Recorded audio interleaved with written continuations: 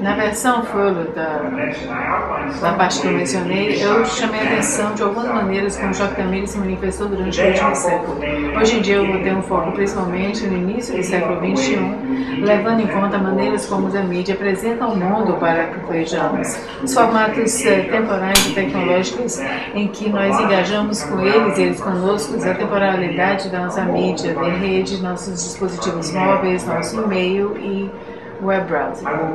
Eu vou pegar um caso exemplar da conexão entre a mediação de desastres ou crises e a efetividade do choque que eles produzem, modulam, amplificam e moldam.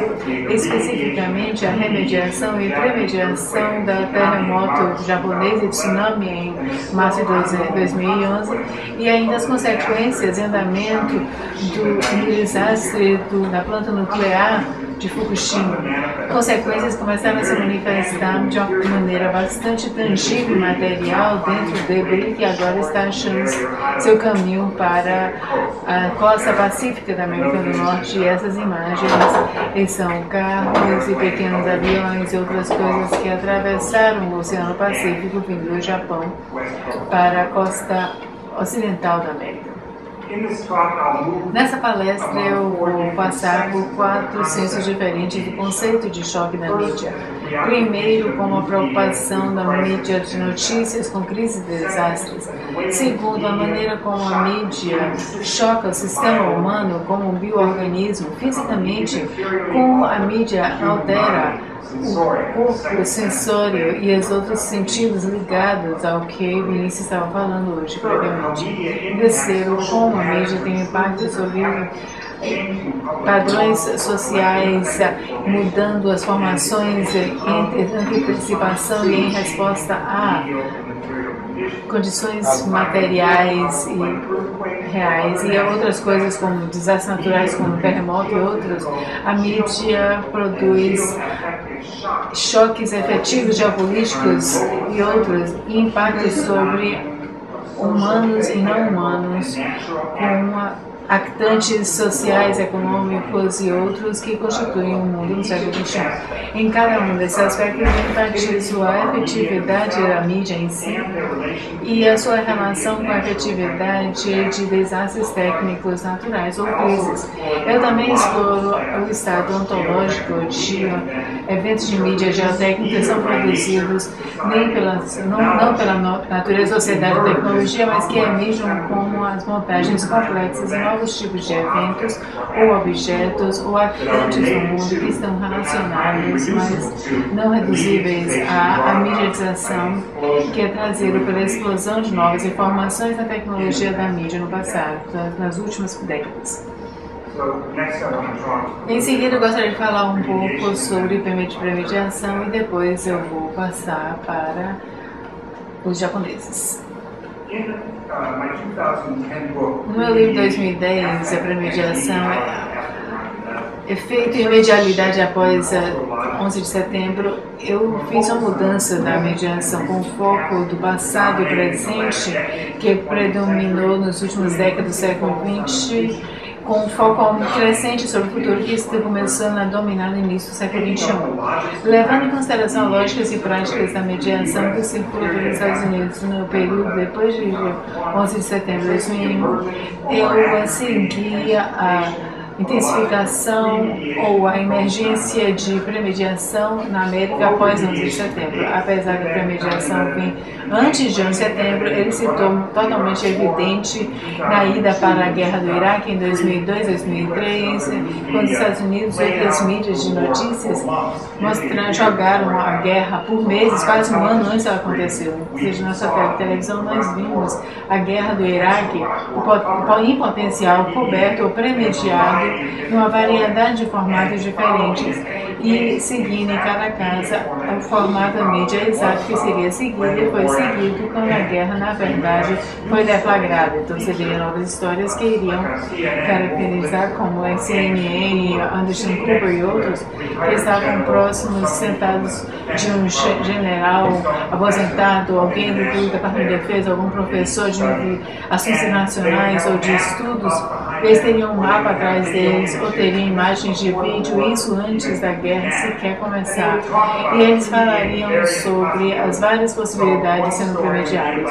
Uma história seria como seria rápido. Nós vamos entrar, os Estados Unidos entraria, deixaria imediatamente, seria bem-vindo, com o braço aberto. Outra história era como nós poderíamos atacar do norte e do sul ao mesmo tempo.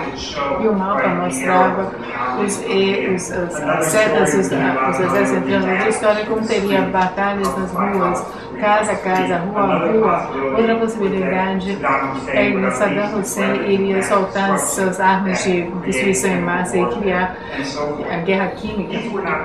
Isso não eram previsões, eram premediações, eram futuros potenciais que poderiam acontecer.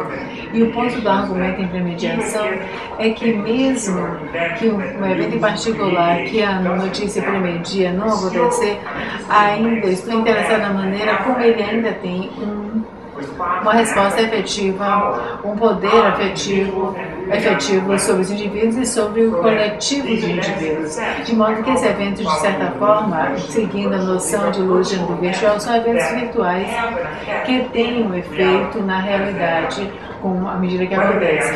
Se eles, na verdade, estão na realidade ou não.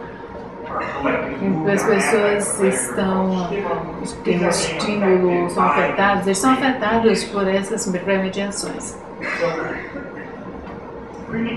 Então, a premediação, na verdade, é uma contraparte para o conceito de remediação que Gebelt e eu desenvolvemos no final da década de 90 para fazer sentido das lógicas contraditórias e práticas da mediação que estavam circulando no final do milênio anterior. A premediação não substitui a mediação, mas ele realiza de uma forma diferente informações técnicas ou políticas. A lógica dupla de premediação que nós descrevemos ainda acontece, mas os seus formatos ideológicos são diferentes. A premediação pode ser vista para descrever a formação temporal e efetiva das redes, da sociedade e redes sociais, onde a remediação falou com o modelo de rede social e hipermediacia que teve uma prevalência na cybercultura durante a década de 90. Eles falam sobre a temporalidade antecipatória do século XXI, a maneira como estamos passando por redes sociais que estão premediadas para o futuro. A premediação aborda a maneira como nós usamos a nossa mídia de rede para mobilizar nós mesmos e outras pessoas, seres humanos e não humanos, de modo que possamos nos unir e dispersar em eventos de mídia heterogêneos e espaciais, seja por Twitter ou então espaço geográfico com o uso de tecnologias como GPS e outros. Durante a década de 80 e 90, o foco temporal das novas mídias estava grandemente nas possibilidades de mediação, onde conceitos de tempo real foram impedidos como crônico e perpétuo agora. A mídia digital fez um colapso de tempo e espaço de modo que vivíssemos num momento único de agora, sempre agora. Essa é a lógica de temporalidade dentro da cultura cibernética no final do século XX. No século XXI, o foco efetivo, temporal e espacial está cada vez mais no futuro, na antecipação. E o que é que vai acontecer? Onde nós iremos? Quando vamos nos encontrar? Essas mudanças temporais, na verdade, nunca são totalizantes. Estamos sendo operando dentro de temporalidades competidoras. Desde o século XXI, eles são interessados no imediato, assim como no final das últimas décadas do século XX.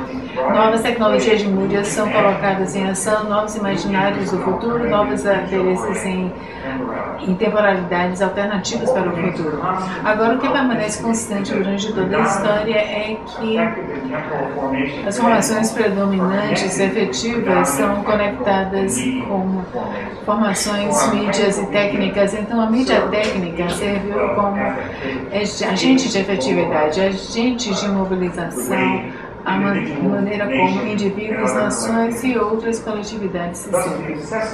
Então, a digitação obsessiva de todas as formas prévias de mídia no século XX fosse uma orientação para renovar o passado que resultou nas legações quase universais da mídia na década de 80 e 90. No século XXI, a temporalidade da premediação também está conectada com as formas predominante de mediação técnica é que no início da segunda década